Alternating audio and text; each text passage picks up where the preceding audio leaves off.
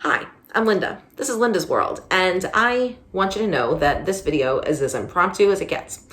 A couple of minutes ago, I was sitting on my couch watching the Jeffersons and scrolling through my Instagram, and my self-tanner is peeling, and my lipstick hasn't been reapplied, and I'm not looking at any notes below me.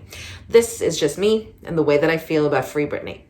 I was going to make this video earlier this year, but life happened to me, and if you're a regular viewer, you know what I'm talking about, and thank you. But tonight, in light of new evidence that I just read online, I decided not to hold my tongue any longer. So, ladies and gentlemen, this is Linda's World's take on the movement that has become Free Britney, and it starts right now.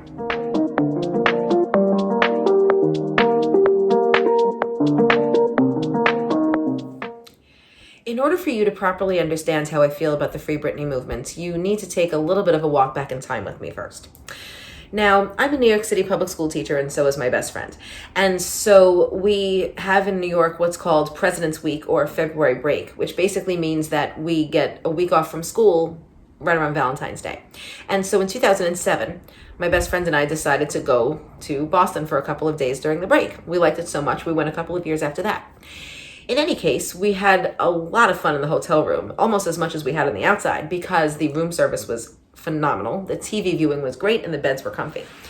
Now, we rolled around with laughter watching Saturday Night Live because there was Dick in a Box, and then there was the Barry Gibb talk show. And then the next morning, while we ate our room service pancakes, we sat and watched Willy Wonka and the Chocolate Factory, and I'd never seen it before at age 30, so she was like laughing at me.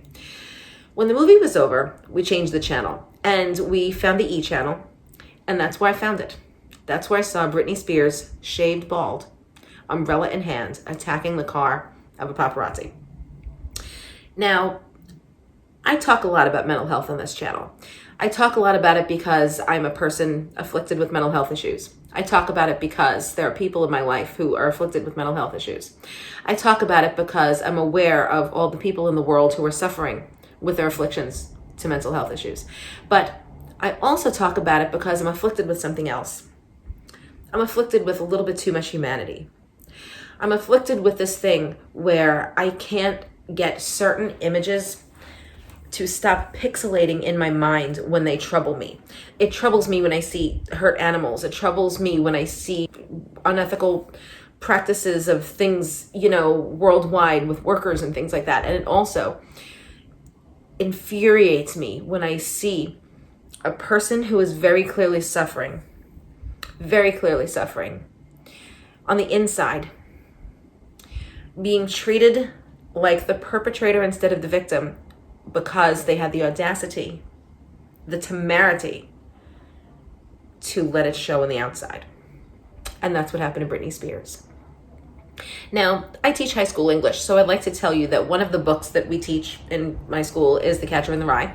And there's this moment in the book where the protagonist, Holden, is sitting drinking alone at the bar, and he's talking about having been punched earlier in the evening and how he had a bullet in his guts.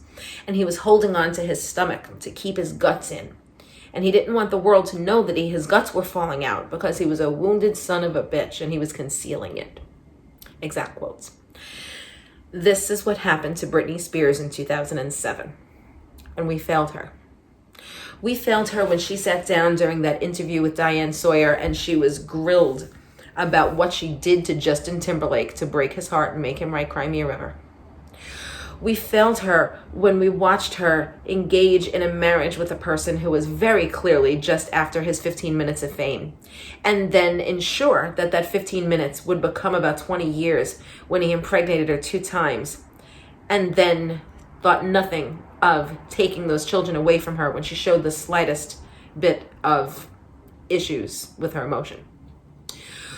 We failed her when we let all of the camera's flashbulbs into her face day after day, night after night, as she just went to the simple act of going to the convenience store. And I know what people are going to say. They're going to say, but Linda, she's a celebrity. And when celebrities become celebrities, they have to trade away a bit of their privacy in order to make a living because that's sort of how the game is played. That's Hollywood, baby. And you're not entirely wrong. I can't stand celebrities who want to stay out of the public completely. Like a person who offends me is Kristen Stewart because she's always like, ooh, don't look at me. It's like, well then lady, why are you an actor? So I get what you're saying. But I think that above and beyond is an understatement as far as the attention that Britney received in the early 2000s, the negative attention that she received in the early 2000s. And I just can't believe that it's 2021 and I'm sitting here making this video after what I saw in that hotel room was in 2007. Now, another argument in favor of Britney's conservatorship has been that we don't always know what's behind closed doors. I respect that. A person might say, Linda, it's entirely possible that Jamie Spears is acting in his child's best interest because while she is 39 years old, she is still his child, and he feels as though she's not mentally capable of deciding certain things about her life because of whatever disorder she may have that she hasn't disclosed to us, the fans. And to that, I say two things. Number one, I'm not just a fan. I'm also a fellow human being, and I'm also a fellow little blonde girl. And I've always felt a personal kinship to little blonde girls. And whenever a little blonde girl does something or is accused of doing something or is made out to be some kind of way, I feel that because it's happened to me too many times. Number two, if she has some kind of a thing, some kind of a disorder that we, the public, don't know about because we're not privy to everything, then why would none of that information be part of the argument in court that we read about every time she goes? It would have come to light by now. You can't keep that kind of a thing in. You know what I mean?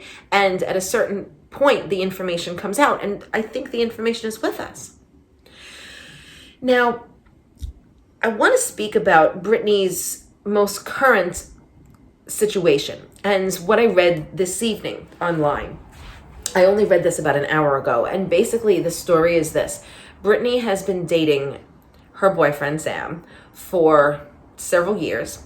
She's 39 years old, and she has two sons from her previous marriage, and she would like very much to marry Sam and have a baby. She's 39. I'm 44. And while I can tell you that my window for conceiving a child isn't over yet, I can tell you that it's extremely slow. And I don't know, because that's not my choice, what I would face in terms of fertility. So I can only imagine that at 39, Britney is just as nervous about such a phenomenon. And she has every right to be. And I'll tell you why.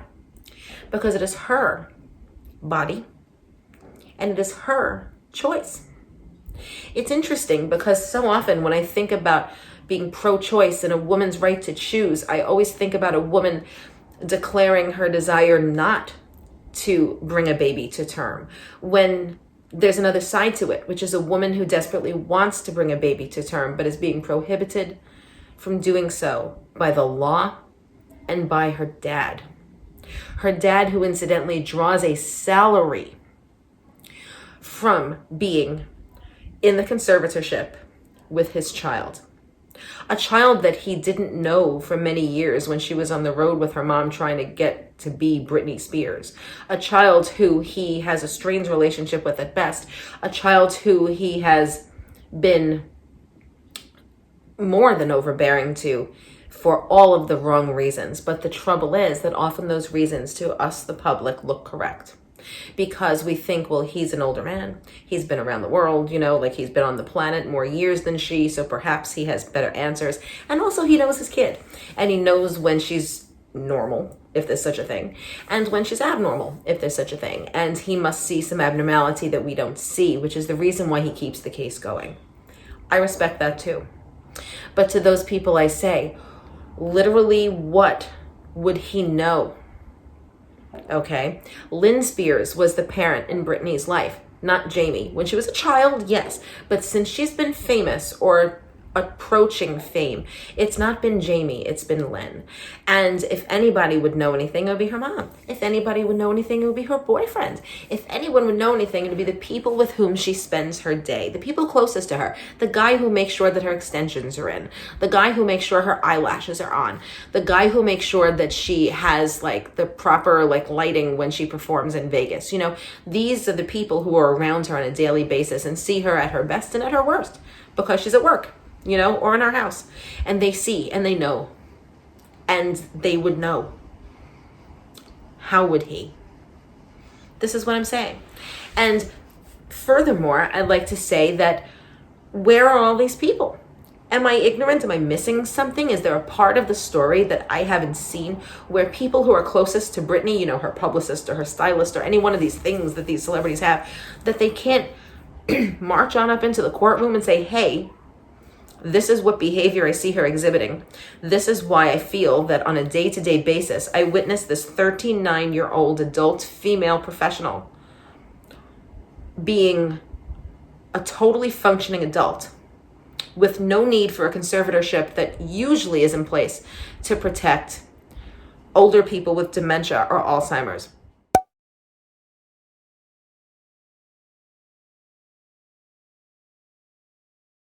Or something of that nature, where a person literally can't make decisions for themselves with their own finances, or that you can't stop them from running out into the street in traffic because they think that's what to do today because the parade's coming, you know, like that kind of thing.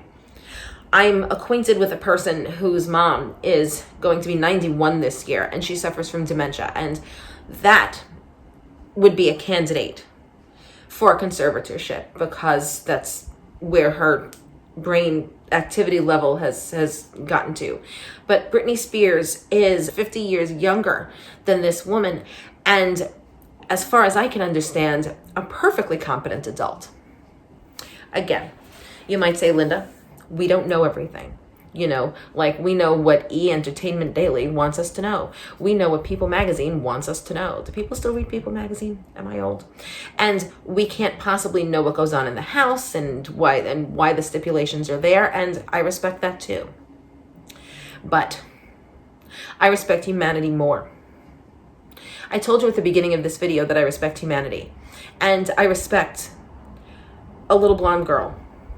And I know that possibly some people will not like my use of the term girl, but I'm using it in the spirit which is intended to say a kinship, because we're all girls once. I respect the need for a little blonde girl to be a woman, blonde or not, and an adult, a person who's earned every cent that she's ever made with hard work, grace, and dignity. Many people suspect her talent is dubious. I don't know that that's true. I've seen her put on a lovely show. And I cannot respect a person who insists upon keeping her down with the usual patriarchal nonsense and financial blackmail. This man is profiting. This man is paying his bills. This man is filling his refrigerator with like vitamin water and kale and all that other healthy stuff. Or ding-dongs and ho-hos and Cheerios. I don't know. He's filling his refrigerator with money earned by keeping an adult female professional 39-year-old woman at bay. Keeping her from going on a plane. Keeping her from exercising her right to vote. Keeping her from marrying a person who loves her, keeping her from removing the IUD from her uterus so that she could give him another grandchild. It's detestable. It is a failure of epic proportions on the entire community of mental health awareness. It is a failure of epic proportions for women's rights. And it is a failure of epic proportions as well. And this is something a lot of people forget. To mothers. Britney Spears birthed 2 baby sons about a year apart. It has been documented that she was experiencing during those 2 years or so extreme hormonal imbalances that led to crippling postpartum depression. Depression doesn't look the same on everybody. Depression doesn't always mean lying in a bed and not bathing and staring at the wall. Depression takes all kinds of forms. And one of the forms it takes is exactly the crying out behavior that Britney was exhibiting in the 2000s when I was preparing for my trip to Boston. The bald girl you saw with the umbrella couldn't take it another day. The bald girl with the umbrella wasn't trying to start trouble. She was trying to end it. The bald girl with the umbrella was begging somebody to put down the gosh darn flash camera and see that even if she didn't have a cast on, she was broken. And she needed someone to come in and say, I'm sorry that you're broken. Let's take steps to fix you. You're a young person. You have your whole life ahead of you to do whatever you want to do, to mother your children, to have some more, or not, to headline in Vegas, to retire. You've got plenty of money, to play golf, to sit on your butt and play with your phone for the next 50 years. Whatever you choose. You know why? Because you're over 18 and you make your own money and you are a human. We failed Britney Spears. And the Free Britney movement, which grew out of, I'm sure, good faith, and has been a little bit poisoned with a little bit of fan obsession and looking for clues on her Instagram and when she dances and wear yellow if you need help or whatever. It's been a little polluted, but Free Britney can free Britney. Do you know what I mean? Like we the public know a little bit more than we did back during that day that I was eating my pancakes in the hotel and watching her melt down on my television. You know, we know more now. We're better. We're more educated about the concept. And we would be remiss. We would be so remiss as humans if we didn't continue to believe that this person needs her freedom from conservatorship and that she needs a little less scrutiny and she needs autonomy. She needs a hug. And she needs to get her life back to be whatever Britney Spears she wants to be. And time has marched on. She was put under conservatorship when she was about 25. She's 39 now. And she has matured. And she has mental health check-ins to make sure that things are on the up and up. And she's given plenty of money to spend. But imagine being given an allowance from your own paycheck. Unbelievable. I'm going to end this here before I begin talking in circles. But what I want to say is, free Britney. Because when you free her, you're freeing the stigma of not just little blonde girls. You're freeing the stigma of people everywhere who very much feel sometimes like they want to shave their heads and take that umbrella and bash in the car because they just can't hold it in anymore. And they want the world to know that they need help, that they are a human, and that they need another human to step in the right way and say, I'm sorry that you're hurting. What can we do? Not, how can I fence you in? Thank you.